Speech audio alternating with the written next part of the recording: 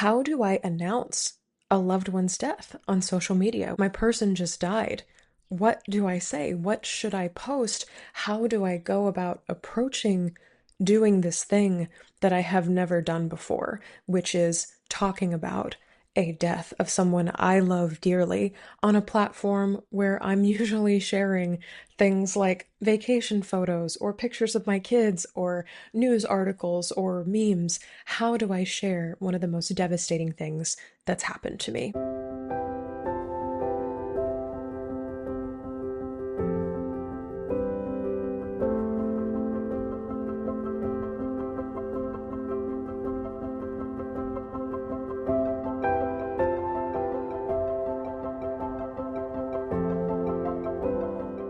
Hi there, grief growers, and welcome back to Grief Grower. I am so honored to be here with you as always. If you have been growing alongside me and my work for a while, welcome back. And if you are new to me and this podcast, hello.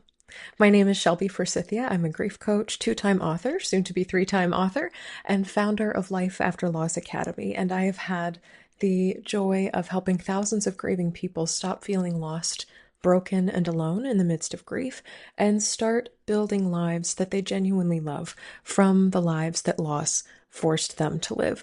This, of course, not only includes death-related losses, but divorce, breakup, major diagnosis, and all the other big and small losses that change your life.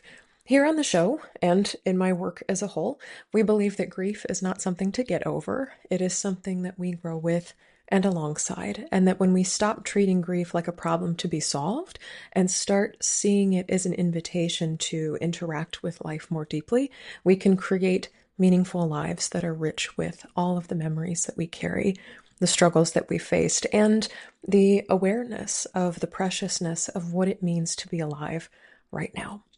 Today on the show is sort of an Ask Shelby, and this is not a question that was posed to me directly. It's a question that I saw somewhere online. I'll tell you where in a minute.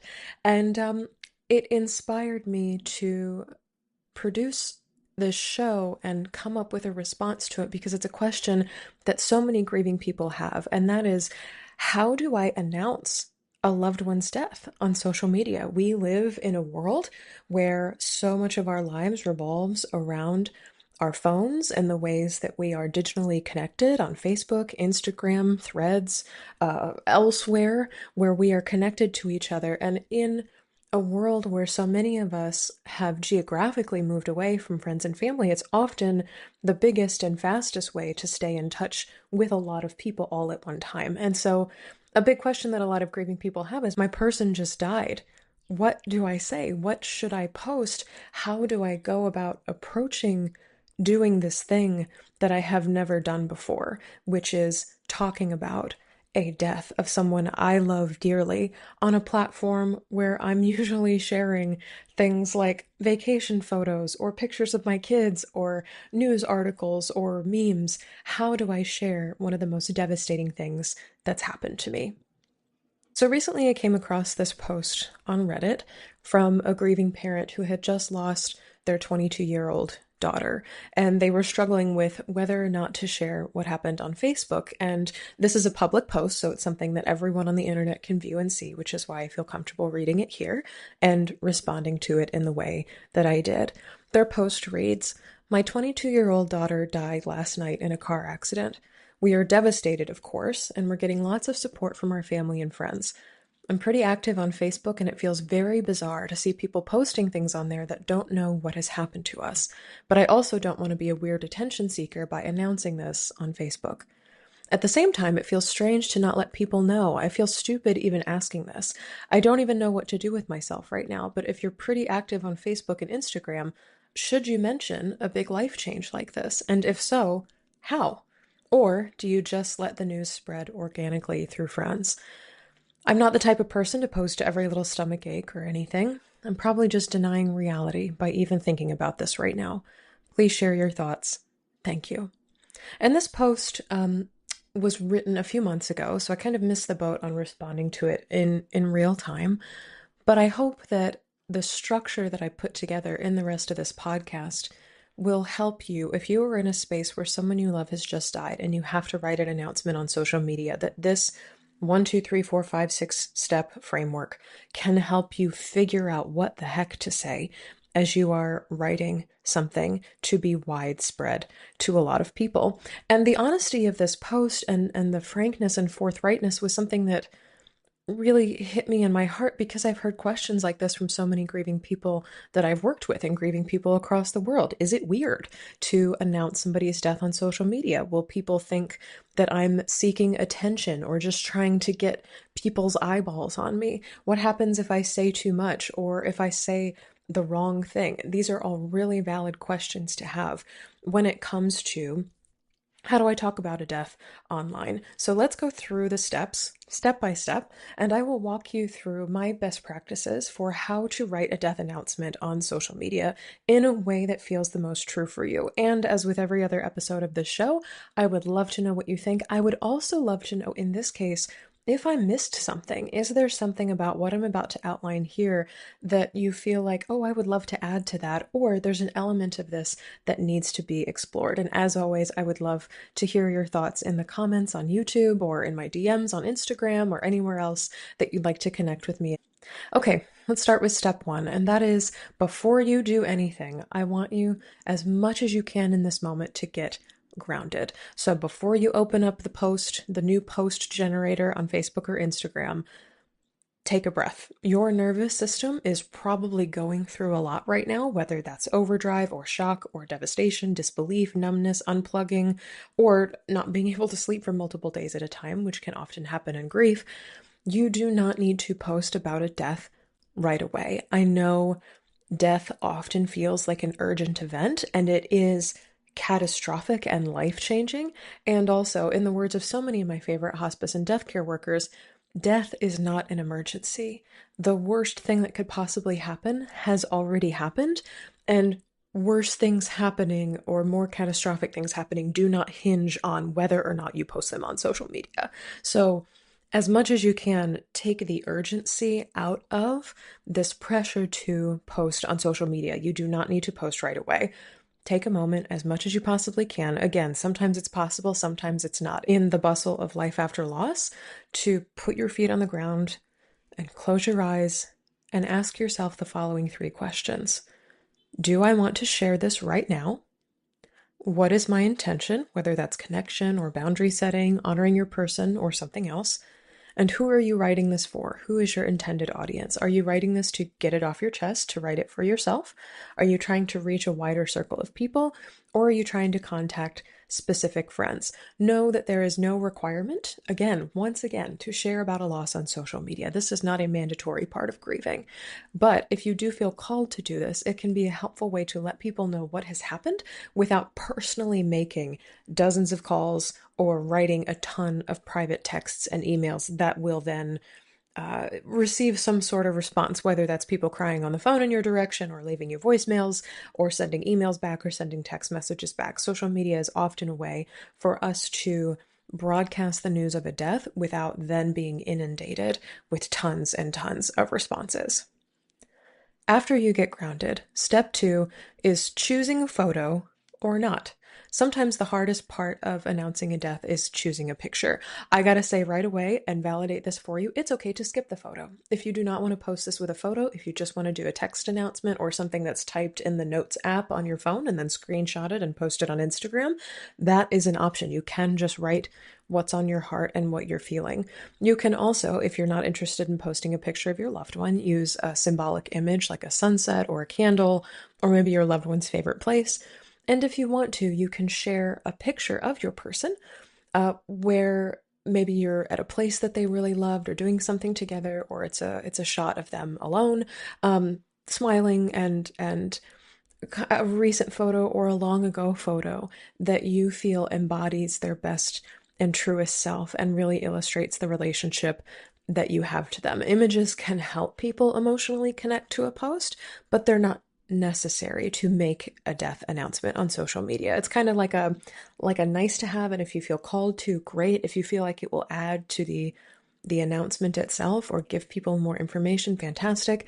If not, and if it just absolutely shreds your heart, the thought of scrolling through photos on your phone or going through boxes of photos, or maybe you don't have access to those things right now, it is okay to just do a post that is text-based.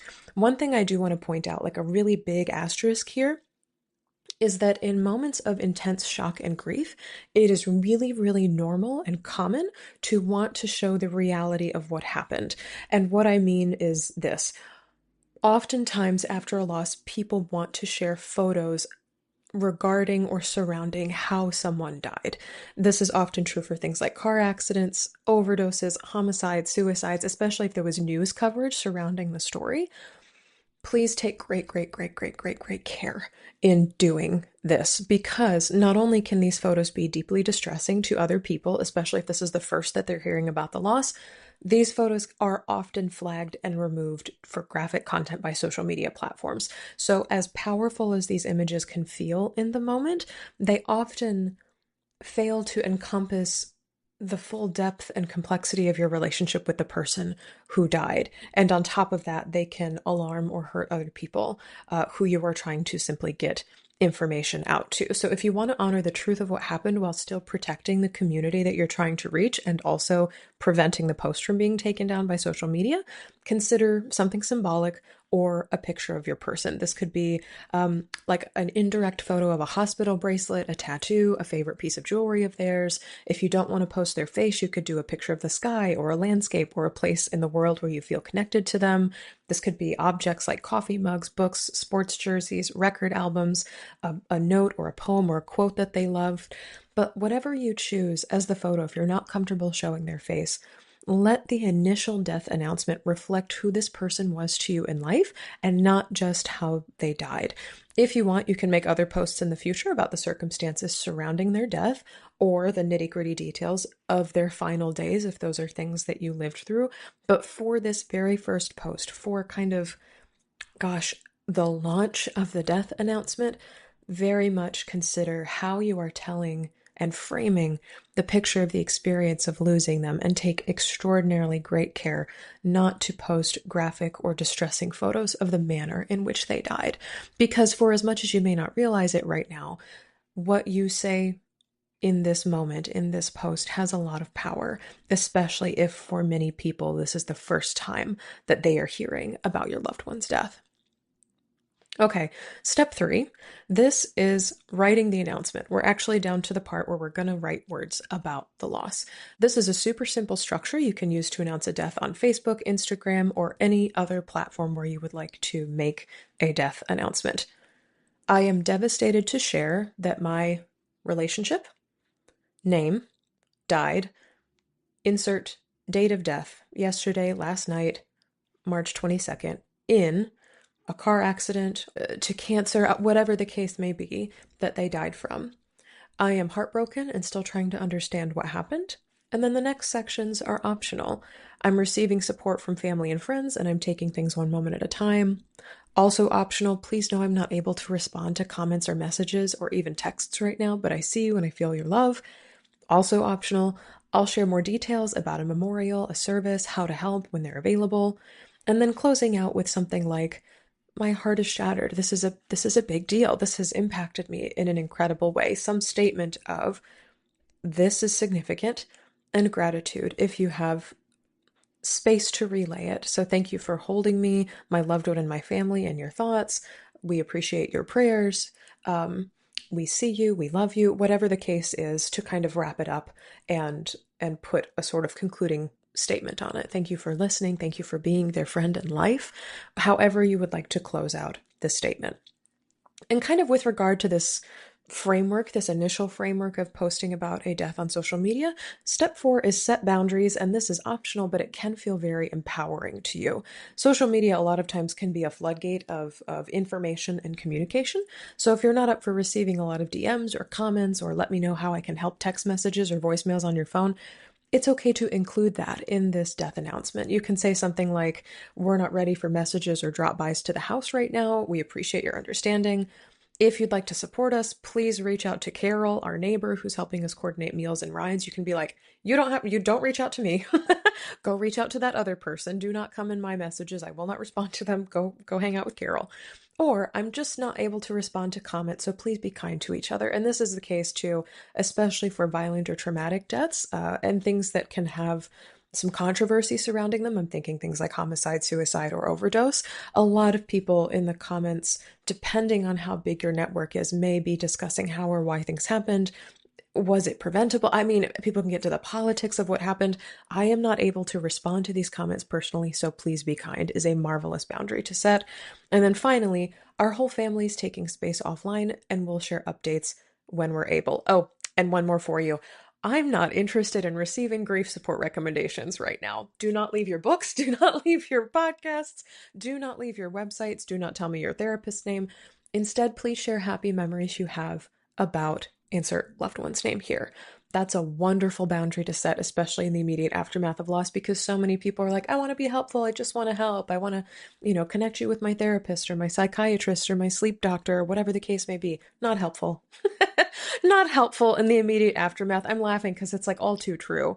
And it's really uncomfortable as a person to whom something devastating just happened to receive a resource as if it's like a band-aid over a gaping wound. Really not helpful. So that's a marvelous boundary. If you're anticipating that you're in a friend or family group where people are just going to start recommending stuff right away, great boundary to set. A very clear boundary to set too. It is possible to be clear and kind when writing a death announcement on social media.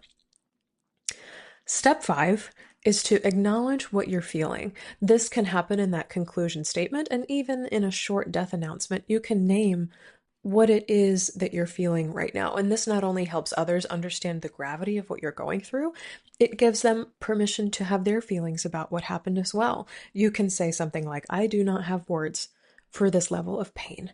My heart is broken into 1,000 pieces. I can't believe I'm writing this. This does not feel real yet, and I'm not sure when it will. Insert your emotional landscape here, because despite what society often communicates about negative, heavy air quotes, emotions like sorrow, pain, and anger, it is more than appropriate to relay those emotions in a death announcement. They are normal feelings to have, and naming them, pinpointing what you're feeling, if you can right now, can help other people feel allowed to share and honor their emotional experiences as well. Death announcements can be like, they died. And death announcements can also be like, they died and it has rocked my world. And one is wrapped in so much more meaning and context and significance to you. So if you're able to pinpoint the emotions that you're experiencing right now, it's a way to frame the death in the context of your world and your landscape. The only asterisk I'll give you here is do not speak on behalf of other people. And so if you're writing something on behalf of an entire family, you might say, I am shattered and the rest of the family is grieving in their own ways. And so you can acknowledge your own emotion, but maybe not speak for everybody else unless you have somebody co-proofreading with you or you have gathered that this is a communal emotion that you all share. Because you might have, especially in difficult instances, you might have a situation where you're angry, but somebody else is sad or despairing. And you don't want to say the entire family is outraged at this situation because you may not know that for sure. That may not be the reality of what's happening. So as much as you can in a death announcement, speak for yourself and say something like, and everyone else is grieving in their own ways, which allows them the full spectrum of whatever they are going through right now. Okay, let's get to step 6, which is let people know what's next if you want and if you have this information. Social media death announcements can be a way to update friends and family members about things like memorial services or donations or next steps. Other people prefer not to do that in a social media post and want to wait for an obituary to come out or for another announcement to be made, or they want to keep information like that really private. Whichever way you go, either is fine. But if you want to include something like that, you can say something like, we'll share service details here once we have them. Instead of flowers, we ask that you donate to an organization or plant a tree or write a memory of them on their Facebook wall or something like that. You could also say something like, we're planning a celebration of life. We'll post an update you here as soon as all the details are finalized. And so kind of just letting people know that something is coming is one way you can keep people informed. And again, if you don't want people to know, if you don't have anything in the works, if you know the person who died has no desire to have a ceremony of any kind, you can leave that information out. Or if you don't know what charity they would like things to go to, or if something is uncertain, not required to put that in a social media post. It's common, but not mandatory. And then lastly, step 7, post and log off if needed for your mental health. It is more than okay to make this post, confirm that it went live, and then put your phone away, shut your laptop, and walk away. You do not have to reply to every comment or every DM. You might again write something like, I'm not able to reply to every comment right now or every DM right now, but I am grateful for your kindness. Or I anticipate a lot of people are going to want to respond to this. Please keep your comments brief, or if you want to share a memory with us, we'd be so grateful. We love reading them in the comments or something like that. But really making it clear, like, I'm not going to be active on this thread if that's something that you're concerned about people expecting some sort of response for you. I gotta say, if there was ever an excuse for disengaging from social media, the death of somebody you love is it. So honor your bandwidth and remember that social media should, in a perfect world, serve you and not the other way around. What I don't want you to feel like is that you are tethered now to this announcement and that you are obligated to reciprocate every comment and every reply and every photo and every story that comes in. You can do that 2 weeks from now. You can do that a month from now. You don't have to do it at all. So please exempt yourself from any requirement to be a person who is monitoring the status of this social media post. If that's something that brings you life, if you like seeing who's responding, if you like sort of keeping tabs on who knows and who's sharing photos and who has a great story to tell, you can certainly do that.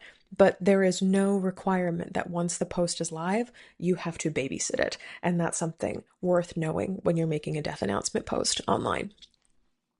So next I want to get into some sample death announcement posts. These are things that can inspire you.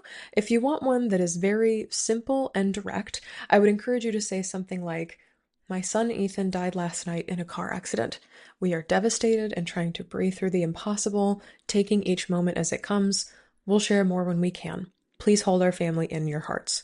That is 4 sentences. It says exactly what you need to know. It says what's coming next or when you can expect it-ish. And then kind of in a status on your emotional state. What are you feeling right now? And then please hold our family in your thoughts.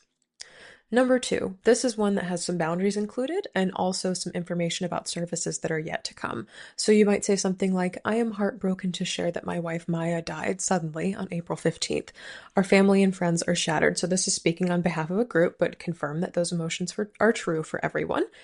Please know that we are not able to respond to messages right now, but your love is felt. A celebration of Maya's life will be held in her hometown of San Juan before the end of the month. We'll share details here as soon as we have them. And then number 3 is longer and more personal. You could say something like, I never imagined I'd be writing something like this. My incredible brother Jordan died by suicide on Sunday. He was funny, kind, brilliant, and beloved. I am gutted. My family and I are leaning on each other and taking things day by day. Please don't text, call, or visit the house right now. We are overwhelmed and trying to make all the decisions that need to be made after a loss like this. I'll share more soon, but for now, please light a candle for Jordan. Write a funny story in the comments or share your favorite photo of him. Thank you for loving him. And that's a really beautiful way to clearly state a boundary. Like, we are overwhelmed trying to do the planning, the logistics, everything that comes after. We'll let you know as soon as we have more information, and very clearly asking for things that you want from other people, because other people naturally, especially in the wake of a loss, they want to participate. They want to give of something. And so for them to clearly hear from you, I want you to light a candle. I want a funny story. I want photos and memories of him. Those are things that people can cling on to and say that I can do. And after a devastating loss, people want to be directed. They want to be funneled oftentimes into things that explicitly you've said are helpful to you. Here's some frequently asked questions about announcing a death on social media.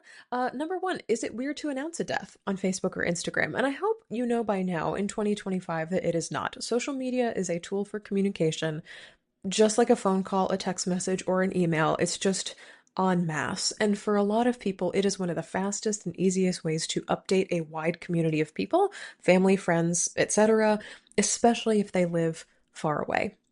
Number two, am I oversharing or attention seeking as this parent of the daughter who died by posting something so personal? And I gotta say, not if it feels right or appropriate to you. Sharing a loss online is not about getting clicks or follows or views.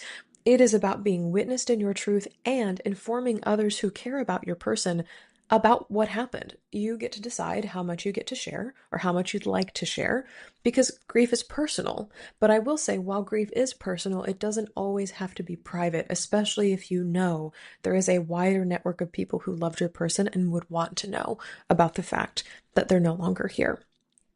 Number three, what happens if people judge me for sharing? And I hate that this is even a question at all, or that we live in a world where people are judging other people for talking about a loved one's death online. This is something that genuinely breaks my heart. Some people will judge you for sharing, but I will say, the people who truly matter and the ones who know your heart, and especially the ones who know your loved one, will not. Most people respond to death announcements on social media with compassion and support and deep care. Some people might ask nosy questions. Some people might give you grief recommendations, even though you've asked them to not do that. But most people, by and large, will recognize that you are going through something earth-shattering and only share compassion, kindness, photos, memories, anything else that you have asked of them. And if somebody doesn't, and they are more interested in judging you or judging the way you worded things or judging the way the person died, that says a crap load more about them than it does about you. And just like posting on social media is not mandatory, responding to them is not mandatory as well. Especially, I'm not into starting a fight in the comment section of social media. You don't have to block them. You don't have to make sure that everybody knows that their judgment has been addressed. You literally can tell yourself, tell the world, tell other people, I've got bigger fish to fry. I have more important, more significant things on my plate right now than their judgments about how my person died or how I wrote this post or what I need right now or the fact that I have boundaries. That's a big thing that people will sometimes judge on social media. Okay, next question. What if I don't know what to say? That is more than okay. Like the first example I gave of like possible scripts, you can keep it short, simple, and honest. You can even say something like, I don't have the words, I just need you to know, which is a very helpful thing to say when you're sharing something on social media. Like, I don't have the words for this. I don't have eloquence in this regard. And grief is not really about being eloquent. It's simply about telling the truth of what happened. And especially if you're trying to contact a lot of people, getting it out to as many people as possible in the quickest possible way. And the last question, what if I regret posting this? What if I regret making an announcement about death online? I will say, a lot of people say things like the internet is written in ink, not pencil, and you can always archive, edit, or delete posts on most social media platforms. I'm thinking things like Facebook, Instagram, TikTok, Threads, like almost everywhere you can post, it is possible to delete. I will say, of all the death announcements I've made, which has not been very many in my lifetime, but enough to know, and I've talked about grief a lot online, do what feels right for you and your family and your heart in this moment, with the hope and the understanding that future you can look back on this day or on this moment with compassion and understand that you were doing the best you could in an impossible moment. If it feels too painful to remember, or if a year or two later you keep seeing this pop up in your memories, it's like one day, this day last year, as Facebook is wont to do, you can archive it. You can make it so that others can no longer see it or comment on it, or that it no longer pops up in your memories, but that it still exists. Or if, worse comes to worse and you decide you don't want it to be on your Facebook page or Instagram page or wherever it was previously, you can delete it or ask the social media platform to take it down. The last thoughts I have for you are these. And so much of the reason that I was interested in responding to this post on Reddit is that when my mom was dying from cancer, we used Facebook regularly to let people know whether or not it was okay to come by the house. My mom had many, many friends and many, many people who really wanted to see her, especially when she got the news that her cancer was no longer curable. She had a matter of time, not a matter of cure. And when she died, Facebook was the first place we let people know about her death, even before the obituary came out, because we did not want her family or her friends to be shocked seeing the obituary published online and in the newspaper a few days later. We did not want that to be the first time they heard about her death, this kind of like formal necktie way of announcing something. We wanted the words and the photos and the memories and the community to originate with us, as opposed to an online obituary or a newspaper article.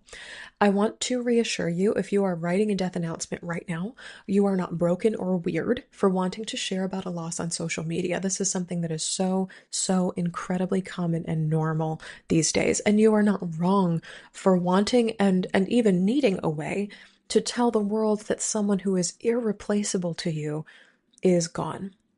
It is not attention seeking to update people on your life, especially if that's something you feel called to do. And especially in this era of social media where so many of us document our lives online, we are scrapbooking on the internet. This is a way to make mass announcements and mark periods in time without having to navigate a lot of bonus logistics or unnecessary mental emotional labor. I'm thinking things like sending texts or starting a phone tree or sending emails. And social media is also a wonderful place to sort of mass set boundaries. As you write this, may this guide, this little 6-step guide, serve as a framework as you find the words to convey one of the hardest things to ever happen to you. And when you hit publish, may you know that you did the very, very best you could to honor the state of your heart and your relationship to the person who died, this person that you loved. And of course, if you would like more step-by-step tips like these for navigating life after loss, subscribe to the show. This is a free spot where I am taking questions from people who've experienced great loss and answering them in the most practical and comforting ways possible, so you know how to live life after loss in a way that resonates most with you. So as with everything, take what resonates, discard the rest. And I truly love having things like these come across my path because they need to be talked about in more ways than they are right now. There are not a lot of articles, there are not a lot of podcast episodes on how in the heck do I announce somebody's death on social media, yet this is the world that we are all living with. So more conversations like this need to be had.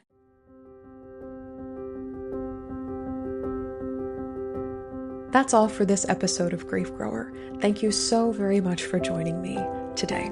If you're looking for grief support beyond this show, you can find free workshops and blog articles and my signature quiz, which is called What's Your Grief Support Style, at shelbyforsythia.com/links. If this podcast felt validating or comforting or educational or really, really helpful to you, please subscribe and leave a review on Apple Podcasts or Spotify.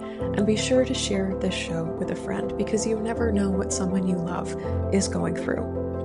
A huge thank you to the Grief Growers community on Patreon. If you'd like to join them and help me keep this show free from ads for mattresses and meal delivery kits, because goodness knows grief is hard enough without commercials, head to patreon.com/shelbyforsythia. As a supporter on Patreon, you get to help me choose new topics and guests for the show, and you are the first to get behind the scenes access to everything that's coming up for me, like my new book coming out in 2026. Grief Grower is hosted by me, Shelby Forsythia, and the theme music is composed by Addie Goldstein. Until next time, I see you. I am so proud of you and the work that you're doing in the world, and I love you. Because even through grief, we are growing.